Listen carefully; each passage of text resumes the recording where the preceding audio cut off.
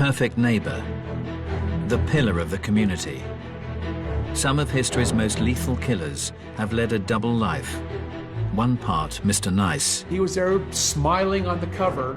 He was the poster boy. The other, homicidal maniac. I got a killer, I got a killer, I got a killer. Forensic psychologist Lou Schlesinger has spent decades delving into the minds of murderers. The notion of a serial sexual murderer lives in his mother's basement and, kills cats is just incorrect. Serving detective Jackie Sabir is an expert in the mechanics of crime. The killer has a good working knowledge of this building. Between them, they're dissecting a case that struck fear through a community. That specter, that ghost, that man without a face, it was all back. The anger in his eyes, that was the one thing that stuck with me for years and years. And investigating if its perpetrator was born to join this most elusive breed of killer. I just knew in that moment I was gonna die.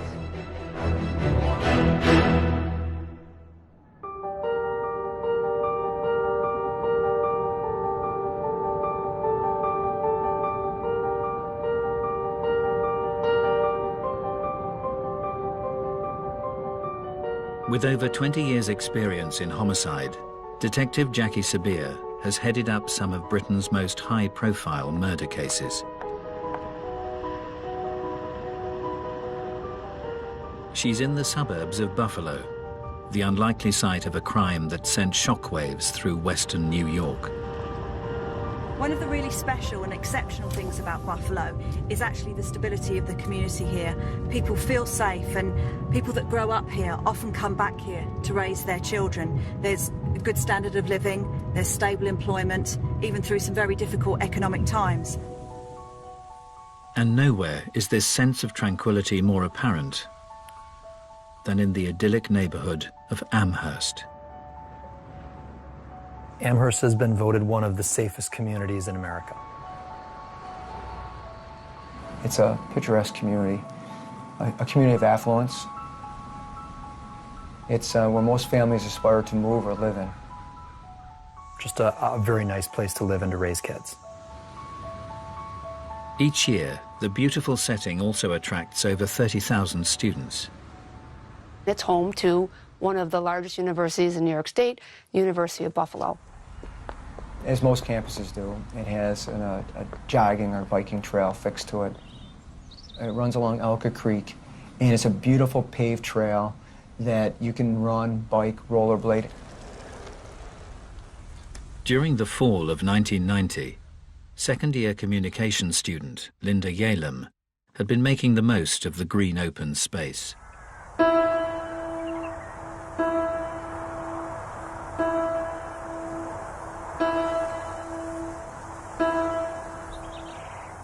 Linda Yalem originally came from California. She was a marathon runner. She was training for the New York City Marathon. She's near the end of her training. She's only 5 weeks away. On the 29th of September, the 22-year-old stuck to her fitness regime. Linda Yalem left her dorm room that morning about 9:30 or so. It was a nice sunny day. She had a Walkman. She popped in a cassette, and she went out to do what she did all the time, run. Her roommates were expecting her back in a fair amount of time, and she just never came back.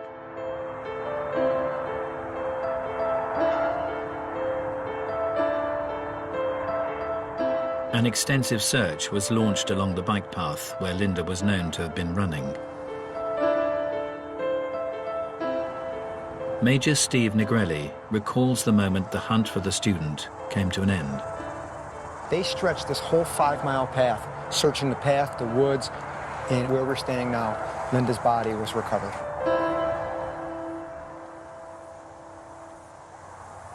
She was shrouded with her sweatshirt covering her torso. Underneath the sweatshirt, her brassiere and t-shirt was lifted up, exposing her breast. Her pants were pulled down off of her one leg. Was there any signs of defensive injuries? She had numerous injuries upon her face, in her body, abrasions and bruises that indicated that she did try to fight her assailant. Despite her efforts, Linda's assailant cruelly controlled her. The assailant put duct tape over both her nose and her mouth. She was unable to gasp any air. In fact, she was sucking so hard that the duct tape was actually indented into her mouth. As the perpetrator raped his victim, he inflicted further torment through the use of a handled garrote. Why would someone use a garrote in that sort of case? What do you think he was doing with Linda? The garrote, by its very nature, where you can render someone unconscious just with a couple of twists, is a control mechanism. And what he did is he did a double loop. So if I could demonstrate, he just went over and back. And just by one hand, because now he had both broomsticks in his hand, he's able to tighten the garrote and bring his victims in and out of consciousness. They left signature garrote marks, ligature marks across her neck. You're very close to your victim. You're going to be looking in their eyes, aren't you? You're going to be able to see what you're doing to them, aren't you? That's correct. Forensic psychologist Lou Schlesinger has analyzed the minds of some of history's most twisted serial killers. For him, the torturous technique carried out on Linda Yalem raises huge concerns. When you use a ligature or manual strangulation to kill someone, that tells me it's personal, because it's an inefficient way to kill somebody. It takes a long time. They could fight their way out of it. So when you kill with strangulation, that is almost always a sexual element involved, because you're seeing the victim suffer. And strangulation has been the sordid choice for a class of killer who only get their kicks out of this sadistic MO. During the 1980s, Virginia's South Side strangler, Timothy Spencer, created tourniquets from belongings found in his victims' homes. He had 2 socks wrapped around her neck and a 16-inch vacuum cleaner extension twisted in the ligature. Tampa Bay murderer Bobby Joe Long would bring his own ligature to the scene of the crime. Just left the ligature right on the victim. Why did he do it? Because for some reason that was arousing to him to see the victim lying there with the ligature just hanging off her. Right in here's where I killed her. This class of killer is perhaps topped by America's most prolific serial murderer. You think you put like five of them in there? Gary Ridgway was the archetypal guy next door, but in his hidden life, he strangled dozens of prostitutes. When I got through having a climax with her, I jumped on her. How much are you pulling on her neck? I'm pulling really hard on her neck. How? Just like this. What are you saying to her? Don't fight, and I'll let you go. No, Ridgway was never going to let him go. He got him in the strangulation hold, and he basically said to them, if you relax and just let me go through my little sexual thing, I'm going to let you go. And when she relaxed, he then strangled her and killed her. I'm feeling, I gotta kill her, I gotta kill her, I gotta kill her. They want to get close and touch the person as she's dying. This is what's stimulating for all of these individuals, like Gary Ridgway and Long, and so many of them who kill with that method.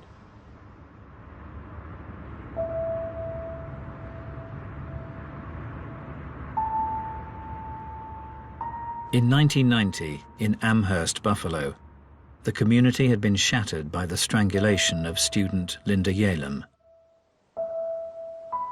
She was jogging in the middle of the day. She was attacked. No one saw her coming or going. No one saw the attacker coming or going. How does that happen? Detective Jackie Sabir is on the scene with Major Stephen Negrelli as he recalls the moment detectives received a break in the case. A woman called and said she saw a man behind a woman pulling her from behind, pulling across this exact bridge. The sighting suggested that the killer was acting with unabated confidence. This is a Saturday in the month of September. This path is teeming with people. He was brazen enough during daylight hours to grab a victim, drag her over the bridge, and rape her and leave her right here. But as the investigation gathered momentum, it became clear that the assailant's actions were far from random. So the detectives had witnesses that suggested that he'd been staking out the place days before. That's correct. And one such witness was a local factory worker who had spotted a work colleague in the vicinity just days before Linda's death. And this co-worker saw his fellow co-worker walking on that path. Thought it was unusual, went to talk to him, and his co-worker pretended like he didn't see him. Acted bizarre. Although the factory worker was brought in for questioning, no one suspected the murderer could be this pillar of the community. Altemio Sanchez. He coached the boys' baseball team. He played on, community baseball teams through his church. All of his neighbors said he's the greatest guy. He'll mow your lawn for you. He has the nicest looking lawn in the neighborhood. Invites him over to barbecues and things like that. Despite the model neighbor bearing a marked similarity to the perpetrator, close colleagues on his shift at the factory didn't take it too seriously. There was a father and son who worked at the plant as well, and when the composite sketch was out there, they used to joke with him and say, "Hey Al, this looks just like you." And he'd kind of chuckle.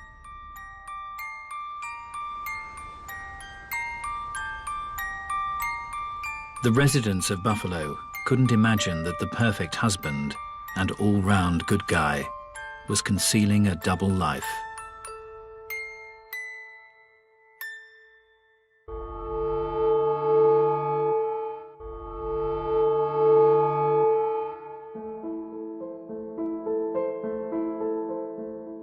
Forensic psychologist Lou Schlesinger and serving detective Jackie Sabir are unraveling a case that rocked a suburb of Buffalo, New York.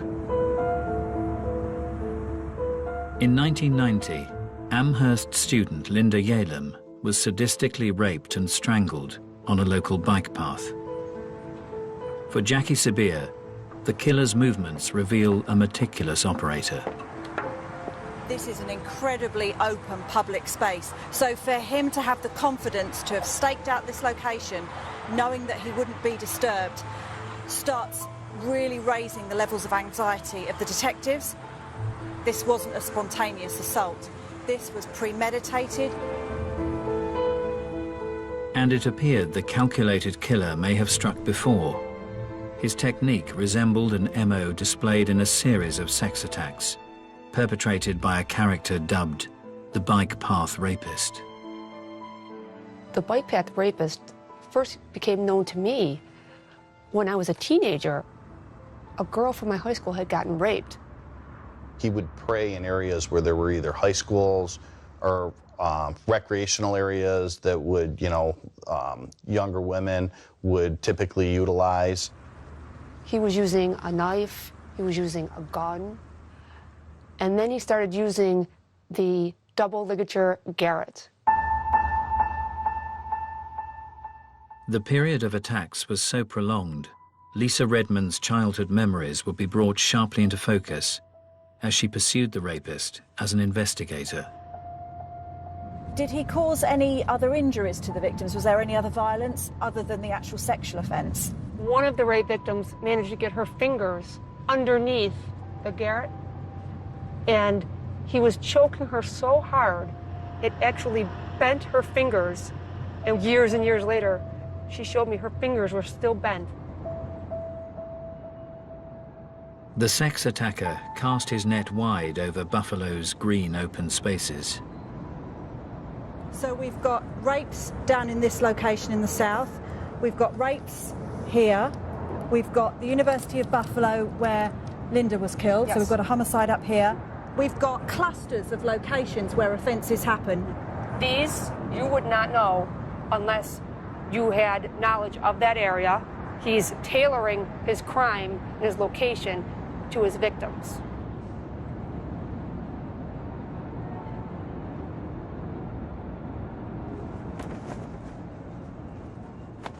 In 1986, 17-year-old Hamburg schoolgirl Susie Coggins would experience the terrible wrath of the rapist firsthand. I was walking to a 9 o'clock class. That day I was running late, so I had to cut through all the bike paths to get to school so I wouldn't be late. I heard someone running through the woods.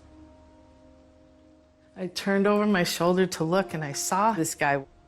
I saw the rope in his hand, and I thought, he must be running his dog or something. But the perpetrator wrapped the rope round Susie's neck, lifting her off the ground. When I went up in the air, I couldn't breathe. Everything stopped in that time, in that moment. And then he started dragging me back into the woods. And the anger in his eyes, I'll never, that was the one thing that stuck with me for years and years, those eyes, the way he looked.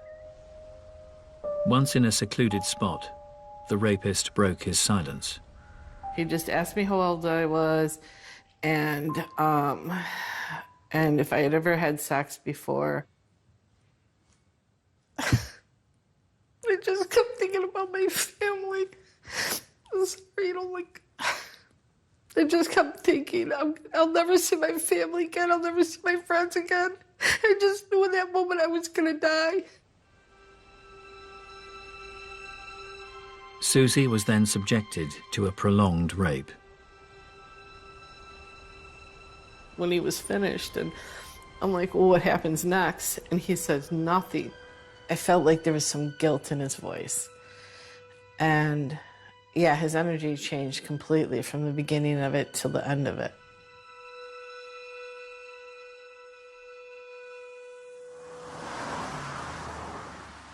As police desperately pursued the rapist, charismatic factory worker Altemio Sanchez was as popular as ever. He was a jock. So people at work loved having him on their softball team, running with him, golfing him. He was an outstanding golfer. He was a guy that guys wanted to hang out with. Despite his jovial demeanor, Altemio Sanchez's start to life had been far from happy. As a child, he struggled academically, but Sanchez would insist his biggest challenge was out of school, living with his alcoholic mother. She would frequently remind Al, you know, you weren't wanted. She openly told him during his life, you know, when she was pregnant with him, that she actually bought a kind of a concoction of drugs that would induce an abortion and use those drugs during her pregnancy. The unwanted child had been born into a turbulent home in 1958 in Puerto Rico. He was one of 4 children. There was family tension between mom and dad, and I believe dad left when he was very young. I think he was 2 years old when dad left. His mother discovered very early on that his father was having an affair and moved the family to New York City. However, life in the big city didn't offer a fresh start for the Sanchez family. He had spent a lot of time with his mother living with different men. He one time lived in the back of a car. She allowed various men into her life. He alleges that those men abused him physically and emotionally during that time period. Sanchez stated he also repeatedly saw his alcoholic mother being abused by her violent partner.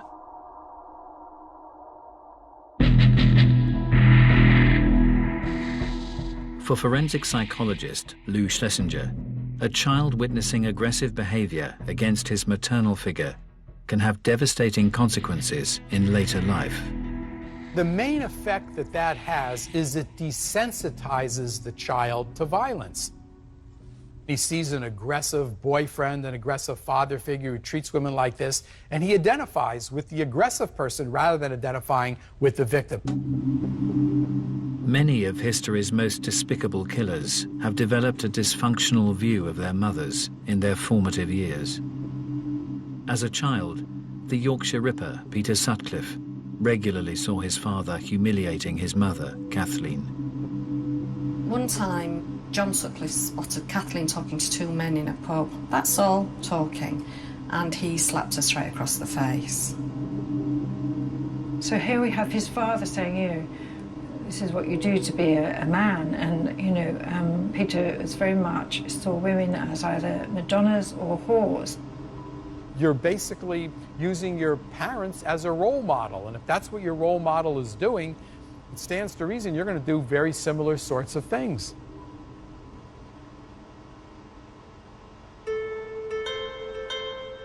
But this crucial mother-son relationship can be affected in other ways. Serial murderer Gary Ridgway's maladjusted view was at the other end of the spectrum.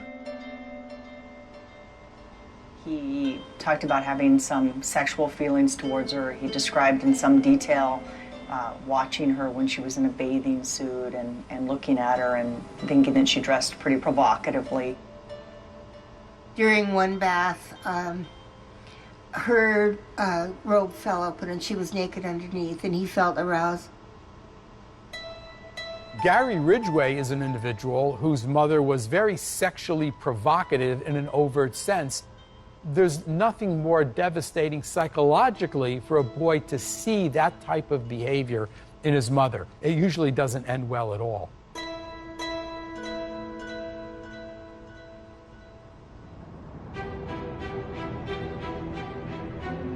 In 1990, in Buffalo, New York, police had connected the murder of student Linda Yalem to a string of brazen rapes committed along the area's bike paths and trails.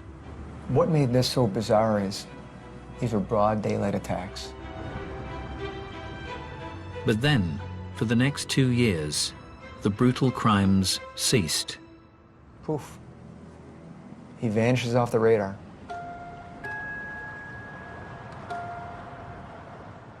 Just a short drive away from the tranquil bike paths, Exchange Street in downtown Buffalo seemed a million miles away.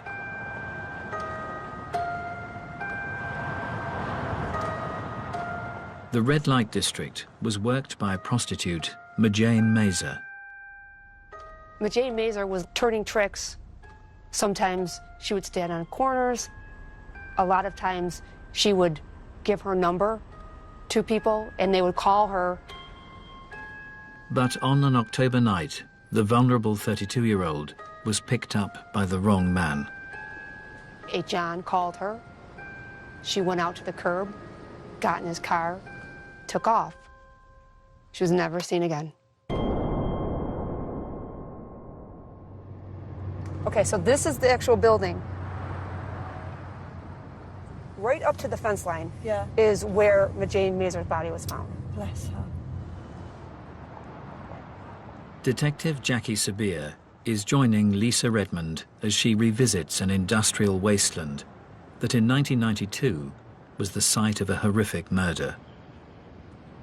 A man actually picking wildflowers found her in the brush.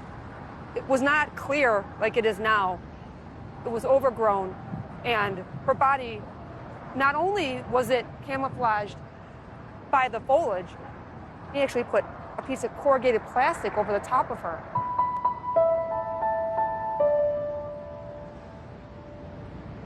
When her body was discovered, what condition was her body in? She was lying prone. There was a plastic bag right around her head at the neck, and then another garbage bag pulled over the top. On closer examination, Majane's cause of death was undeniable. There was evidence of ligature strangulation on Majane. She had the double ligature marks on her neck, but due to the circumstances that she was a prostitute, that she was covered the way she was, The investigators at the time did not put two and two together that she was a victim of the bike path rapist. Did the detectives form an impression of who could have done this, though? What type of person would have done this? They thought that it would be someone that she knew or was familiar with because of the way the person had painstakingly taken the time to try to hide the body. As police chased up leads, they were unaware that one of Jane Mesa's regular clients was a local family man leading a double life, Altemio Sanchez.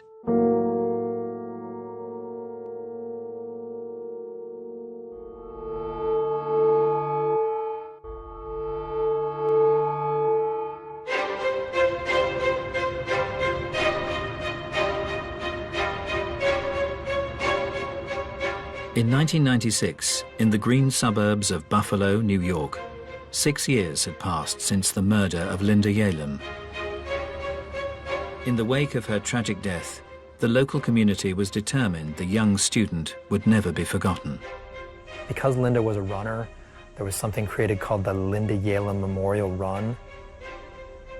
It's an annual event, and it's to raise awareness about women's safety issues. Before the race would start, there would be a moment of silence, and then a bagpipe would lead the runners down to the starting line.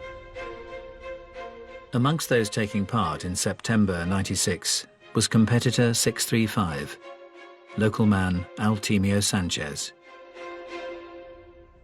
It turned out that Altemio Sanchez was a bit of a runner. He belonged to the running club at American Brass. It was seemingly a typical act for one of the community's all-round good guys.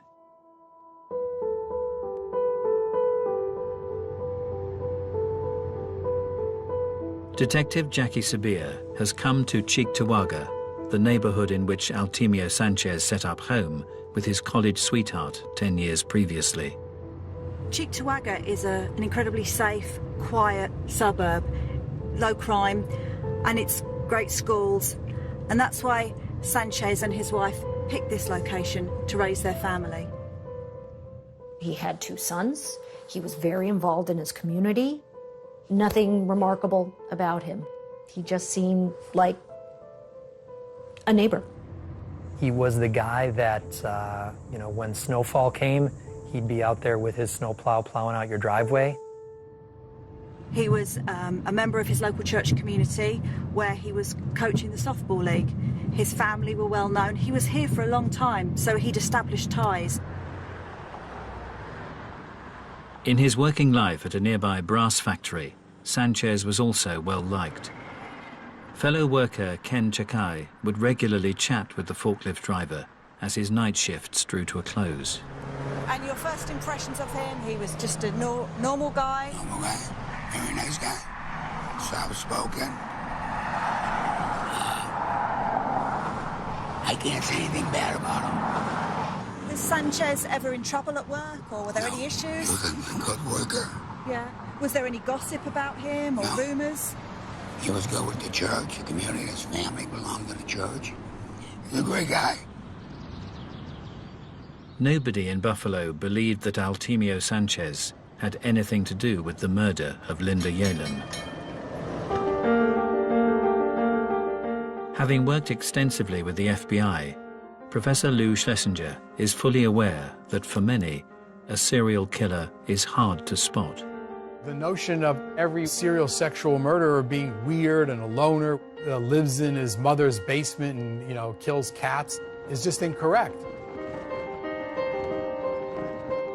To further understand those capable of concealing a heinous double life, the psychologist is meeting an offender who ruthlessly targeted women. How did you feel when you were raping someone? Oh, I felt powerful. This inmate is a serial rapist who remained undetected within his community for over a year and a half. Someone knows very little about this topic. What could you say to help them understand the mind of a serial rapist? For me, I hated myself. I felt that I wasn't adequate. The sex offense is not about sex. It's about the power and control issues. It's about the self-esteem issues. It's about a person who is desperate to be accepted and validated as a person. While you were raping women, you were in a relationship with women. Well, in this case, I was married. You were married. Did you feel you led a double life in a sense that nobody even knew you were capable of something like this? Oh, absolutely. Tell us about it. I had regular work. I worked hard. I was responsible. I enjoyed activities with other people. When different people that knew you from the community and whatnot realized what had happened, were they pretty shocked? Oh, yeah. Yes. Didn't have a clue that you were capable of this. In fact, I remember the prosecutor during the case made a statement in court that, you know, in all other aspects of my life, this is the guy you would want your daughter to bring home. Because I was a steady person, right. Talk well, smart. Right. But I had this dark side that I was going out and raping.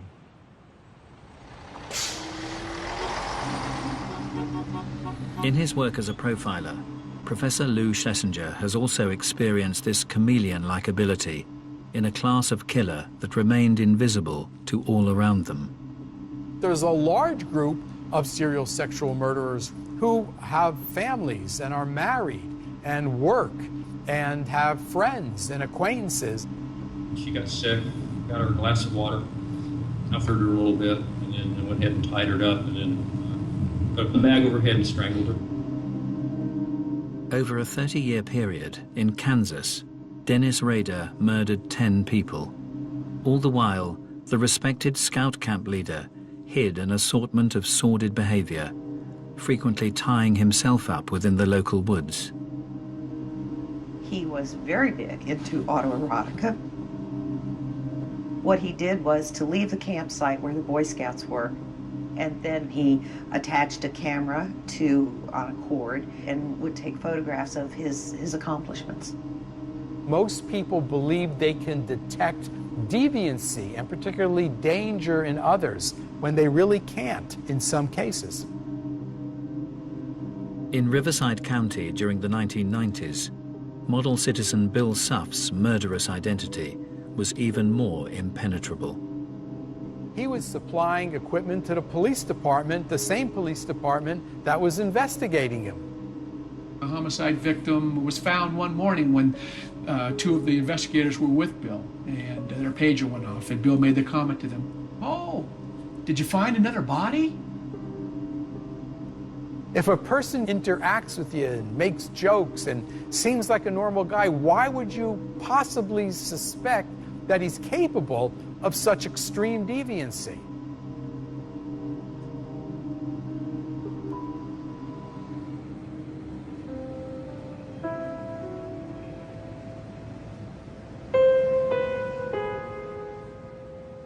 In 2006, in Buffalo, New York, over a decade had passed since the bike path rapist had last struck.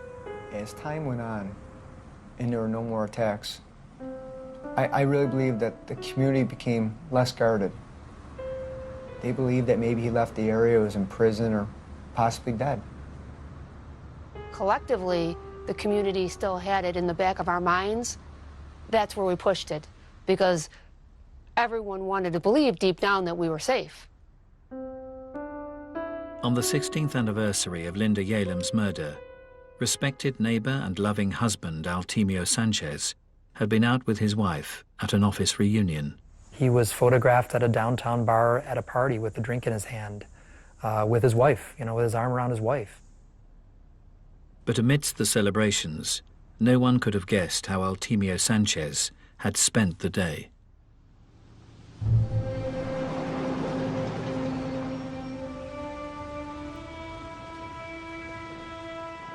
A few hours earlier, in nearby Clarence, it had been a typical Friday morning for mother Joan Diver and her young family. They sat at the kitchen table and they had breakfast together.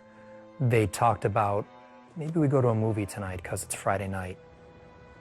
She had dropped her 5-year-old off at daycare and decided on a beautiful September day to go for a jog in Clarence.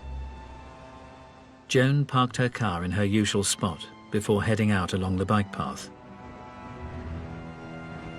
But as the morning drew to a close, the 45-year-old didn't reappear from her run. At the normal time of pickup for daycare, Mom didn't show.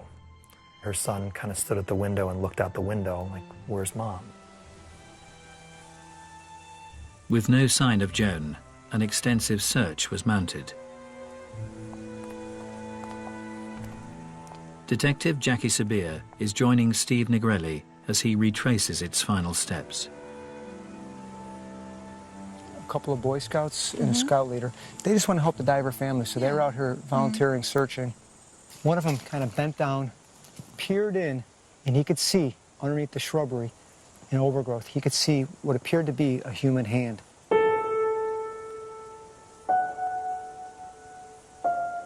It was, in fact, Joan Diver. What did she actually look like when she was here? And she was laying on her back. Her pants were down. Her shirt had been lifted up, exposing her breast. You could see that she had been in a struggle. You could see that there were some marks on her body. Although not witnessed for over a decade, the method of murder had a chilling familiarity. Those distinctive double ligature marks on her neck. So even after the 12 years had passed, it's almost like a textbook copy of what happened before. All the MO was lining up. The time of day, a secluded bike path, a white female jogger, the ligature. Everything's going down that path. It's the bike path, it's bike path, it's bike path. As detectives discovered the victim's car had been moved, lab tests cast out any doubt that the perpetrator had returned. What came back was one droplet of sweat on the steering column where you put the key in. They were able to obtain DNA sample from that exact key tumbler. That DNA that was discovered was in fact the DNA of the bike path rapist. That specter, that ghost, that man without a face, it was all back. But as his reign of terror entered a third decade, the identity of Buffalo's elusive serial killer was about to be unveiled.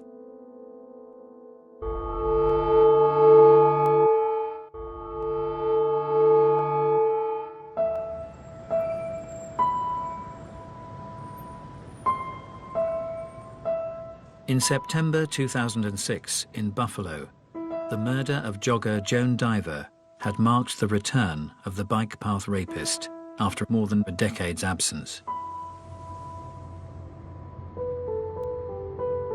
As a serving detective, Jackie Sabir is in no doubt as to the impact of this tragic development.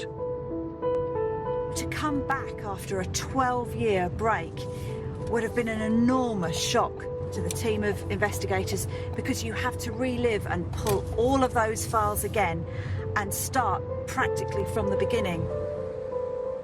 With a DNA sample indicating an Hispanic male, the list of suspects shrank down until an historic case left just one name.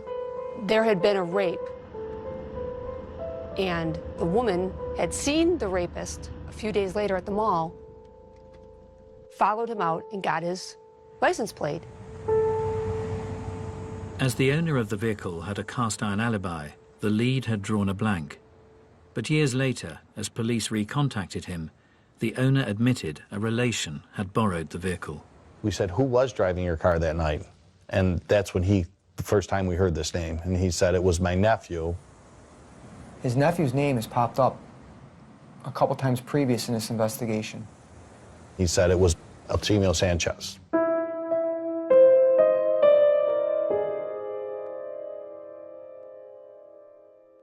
It was like getting hit in the face with a baseball bat, because after all of these years, we finally had a name to the spaceless monster that had been terrorizing the women of this community. With a direct DNA match, the church-going softball coach was questioned by Detective Lisa Redmond. At first, he didn't believe I was a police detective. Made me show him my badge.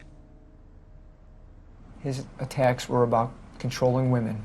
He couldn't control her. She was in charge. It unnerved him. At one point, he said, "I think you're something else." And I noted that he said something, not someone. He referred to me as something. As news of the arrest spread, local residents struggled to comprehend the identity of the unmasked killer.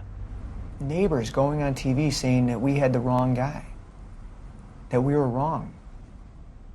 Altimio Sanchez's wife, I really don't think that she had any idea what was going on. In the morning, he commits a murder. At night, he's with a work party with her. And while she's pregnant with one of their children, he's out raping, or he's patronizing prostitutes. I don't think she saw any of this madness, that dark side of him at all. The factory night shift workers' colleagues were left equally mystified. When the news came that the bike path rapist was arrested, the one gentleman I interviewed said, "That's great, he's off the streets, finally." And then they said, "You know, it's Al Sanchez." And he swore and said, "Why are you picking on Al? It couldn't be Al." But those who had experienced the dark side of Altimio Sanchez were in no doubt that police had got the right man. I remember running as fast as I could to the TV, and I'm like, "Oh my God, that's him." And I saw those eyes, and I just remember falling to my knees. I just started crying. It was finally over. It was finally over. Basically, what we had was a monster living amongst us that we never realized was there. In court, Altimio Sanchez would be sentenced for the murders of Linda Yalem, Majane Mazer, and Joan Diver. He's looking like he's a broken man. You know, his head's bowed, you know, his hands are clasped in front of him. Such a slap in the face to see him play that role, because he absolutely was not sorry for any of his victims. He was sorry he was caught. Whilst Altimio Sanchez presented himself as remorseful, other killers who deceived all around them have played out their final acts of freedom in different ways. Gary Ridgway quietly faced his victims. How do you plead to the charge of aggravated murder in the first degree, as charged in count 5? Guilty. Dennis Rader reveled in detailing his heinous crimes. I got on top of her and then strangled her with a belt at that time. But to fully appreciate these cold-blooded killers, Professor Lou Schlesinger believes you have to look to the past. If you want to understand an offender, don't go by how he appears in court. Take a look at what he did. What he did tells you what the offender is really like. And Altimio Sanchez's brutal history undoubtedly bears the hallmarks of this most dangerous class of killer. The guy next door who was simply invisible. Sanchez shares a characteristic of many serial sexual murderers. These offenders are in a class of their own, in as much as those who see them in their environment, and they don't see somebody who's mentally ill, who's psychotic, yet they all have a dark side, and they're extremely dangerous and extremely violent, although the average person doesn't see it.